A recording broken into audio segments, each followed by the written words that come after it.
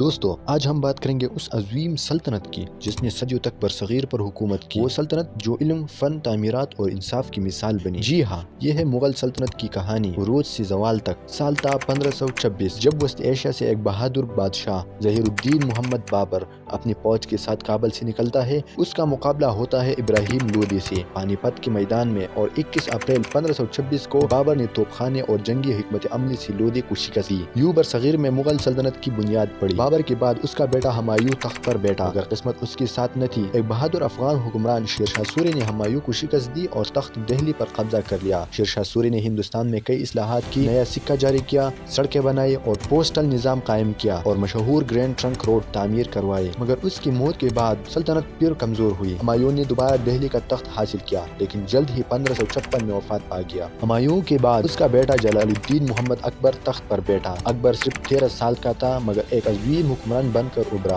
اس نے سلطنت کو مضبوط کیا، راجپوتوں سے تعلقات بہتر کیے، مذہبی رواداری کو فروغ دیا اور ایک نیا نظام حکومت قائم کیا۔ اس کے دربار میں بیربل، تانسین اور راجہ مان سنگھ جیسے مشیر تھے۔ اکبر نے دین الہی کے نام سے ایک نیا نظریہ بھی پیش کیا جسے مسلمانوں نے قبول نہیں کیا، مگر اس کا انصاف اور حکومت کی پالیسیوں نے مغل سلطنت کو عروج پر پہنچا دیا۔ اکبر کے بعد اس کا بیٹا نور الدین جہانگیر تخت نشین ہوا۔ جہانگیر کے دور کو فن و جمال کا دور کہا جاتا ہے۔ اس کی بیوی ملکہ نور جہاں نہایت با اثر خاتون تھی۔ جہانگیر نے انصاف کو نمایاں کیا، مشہور زنجیر عدل بھی اس نے لگوائے۔ یہ دور مغل ثقافت، مصوری اور موسیقی کے عروج کا زمانہ تھا۔ پھر آیا وہ دور جسے مغل فن تعمیر کا سنہری زمانہ کہا جاتا ہے۔